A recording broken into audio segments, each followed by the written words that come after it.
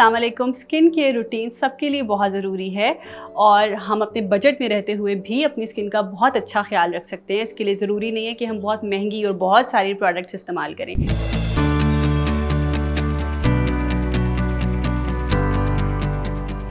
This is Dr. Huma Salim, consultant dermatologist and cosmetologist, and today I'm here to discuss a low budget, easy skincare routine which suits everyone.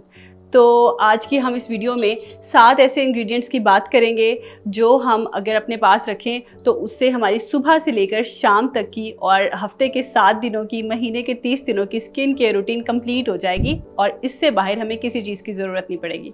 तो जी शुरू करते हैं। सबसे पहले मेरा most favourite agent skin care routine में जो कि है रेटिनॉल। 20s के अंदर आप एंटर होते हैं जब लेट 20s से ऑनवर्ड्स आपको रेटिनॉल यूज़ करना शुरू कर देना चाहिए। रेटिनॉल एक ऐसा मैजिकल एजेंट है जो हमारी पिगमेंटेशन के साथ भी हमारी हेल्प करता है, रिंकल्स के साथ भी हमारी हेल्प करता है, open pores, acne pigmentation, scar marks, ये एक वाहिद एजेंट है जो हमारे हर प्रॉब्लम को बड़े अच्छे से केटर कर लेता है।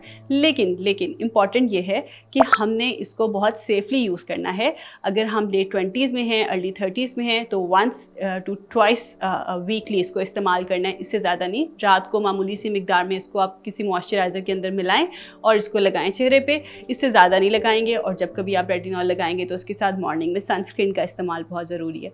ऐसे जब हम ग्रेजुअली हमारी स्किन को वो सूट कर जाता है और हम बढ़ती हुई एज के साथ साथ फिर इसको एक दिन छोड़कर एक दिन भी इस्तेमाल कर सकते हैं और फिर एवरी नाइट भी, जैसे हमें सूट करता जाए। बाकी हम सबको पता है कि हमें प्रेगनेंसी में ब्रेस्ट फीडिंग के दौरान रेटिनॉल्स को यूज़ नहीं करना सेफ्टी इश्यूज़ की वजह से। Otherwise retinol is good for everyone. Number 2 पे दूसरा एजेंट क्या है जी? नंबर 2 पे है जो मेरा मोस्ट फेवरेट एजेंट, वो है vitamin C serum. Vitamin C खाने में भी बहुत इफेक्टिव है, इसी तरह लगाने के लिए भी बहुत इफेक्टिव है। विटामिन सी के लिए विटामिन सी का काम क्या है? वो एक एंटीऑक्सीडेंट है। हमारे चेहरे के ऊपर, हमारी स्किन के ऊपर जो सूरज की वजह से नेगेटिव इफेक्ट्स होते हैं, विटामिन सी उनको ट्रीट करता है, हमारी स्किन को हीलिंग में, रिपेयरिंग में मदद देता है और हमें यंगर रखता है, एंटी एजिंग का काम करता है। तो vitamin C is too good. अच्छा, फिर पेशेंट्स मुझसे अक्सर पूछते हैं कि ब्रांड नेम्स भी हमें थोड़ा सा बता दिया करें। तो रेटिनॉल के लिए अगर हम बात करें जो सबके लिए इजीली अवेलेबल हो, आप ऑर्डिनरी का रेटिनॉल यूज़ कर सकते हैं। मैं आपको हमेशा वो एजेंट्स या वो ब्रांड्स बताती हूँ जो मैंने यूज़ पेशेंट्स में करवाए हैं और मुझे पॉजिटिव फीडबैक्स मिले हैं, तो इसलिए वो मैं आप सबको सेफली बता सकती हूँ कि वो आप सब यूज़ करें। अदरवाइज़ एक जनरल रूल जो है वो ये है कि जब कभी आप कोई नया एजेंट या नया सीरम अपने चेहरे पर लगाएं तो हमेशा पैच टेस्ट करें। पैच टेस्ट करने का मतलब ये है कि चेहरे की थोड़ी सी जगह के ऊपर वो चीज़ लगाकर आप 15 से 20 मिनट के लिए छोड़ दें। आप देखें कि अगर आपके फेस को वो सूट करता है तो फिर आप उसको पूरे चेहरे पर लगाएं। इंपॉर्टेंट ये है कि आपने रेटिनॉल और विटामिन सी को आपस में मिक्स नहीं करना। इनकी अपनी अपनी प्रॉपर्टीज़ हैं, इनका अपना अपना काम है। इनको हम सेपरेटली अलग अलग रात पर लगाएंगे, लेकिन हम इनको आपस में कंबाइन नहीं करेंगे। तो जी सेकंड एजेंट हो गया विटामिन सी। फिर थर्ड क्या है? थर्ड है जी AHA अल्फ़ा हाइड्रोक्सी एसिड्स जो हैं केमिकल पीलिंग का काम करते हैं, हमारी डेड स्किन लेयर को एक्सफोलिएट करने का, रिमूव करने का काम करते हैं।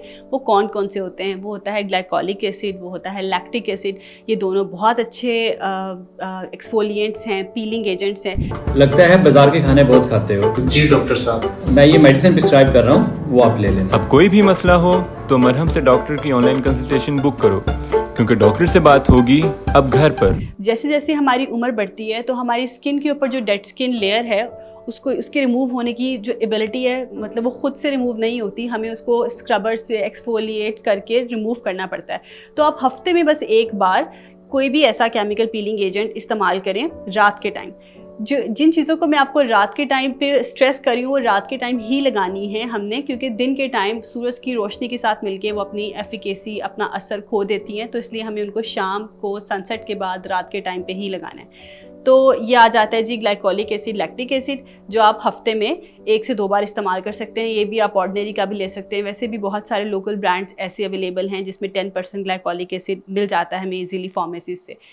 तो ये हो गया हमारा थर्ड एजेंट। नंबर 4 पर आता है जी क्यू एंजाइम Q10। ये है कोएंजाइम Q10, एक बहुत अच्छा एंटी एजिंग एजेंट है।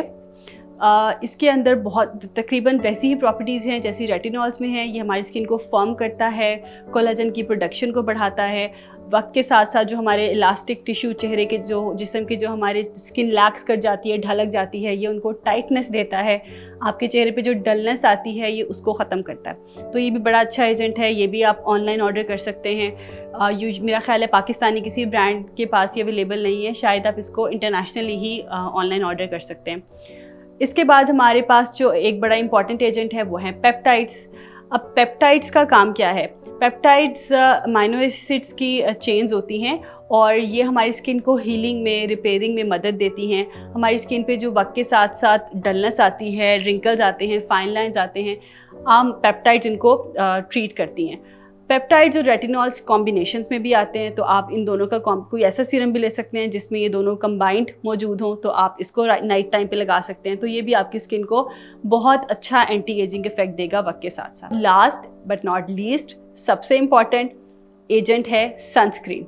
सनस्क्रीन का लगाना बहुत ज़रूरी है। मुझसे बहुत सारे पेशेंट ये कंप्लेन करते हैं, डॉक्टर साहबा वाइट कास्ट आ जाता है, मेकअप नहीं टिकता, सनब्लॉक लगाने से स्वेटिंग हो जाती है तो चेहरा बह जाता है। सनस्क्रीन की मल्टीपल हमारे पास इस वक्त ऑप्शंस हैं हर स्किन टाइप के हिसाब से। हमारे पास टिंटेड सनब्लॉक मौजूद है, जेल बेस्ड सनब्लॉक मौजूद है, हमारे पास ऑयली सनब्लॉक्स मौजूद हैं, जो वाइट कास्ट ना दें ऐसे सनब्लॉक्स भी मौजूद हैं। अपनी स्किन टाइप के हिसाब से अपने डॉक्टर के पास जाएँ, वो आपकी स्किन टाइप को देख कर आपको आपके मुताबिक सनब्लॉक बताएंगे जो आप रेगुलरली रूटीन में ईजिली अप्लाई कर सकें। इसकी रीज़न ये है, सनस्क्रीन हमारी रूटीन का सबसे इंपॉर्टेंट एजेंट इसलिए है कि 80% जो हमारी एजिंग है, स्किन का जो डैमेज है वो सनलाइट से होता है। अगर हम सनस्क्रीन की अच्छी लेयर लगा के रखेंगे घर में भी तो वो सन डैमेज काफ़ी हद तक कम हो जाएगा। तो हमारी स्किन के रूटीन पे भी हमें बहुत एग्रेसिव या बहुत हाई एंड पर जाने की ज़रूरत नहीं पड़ेगी।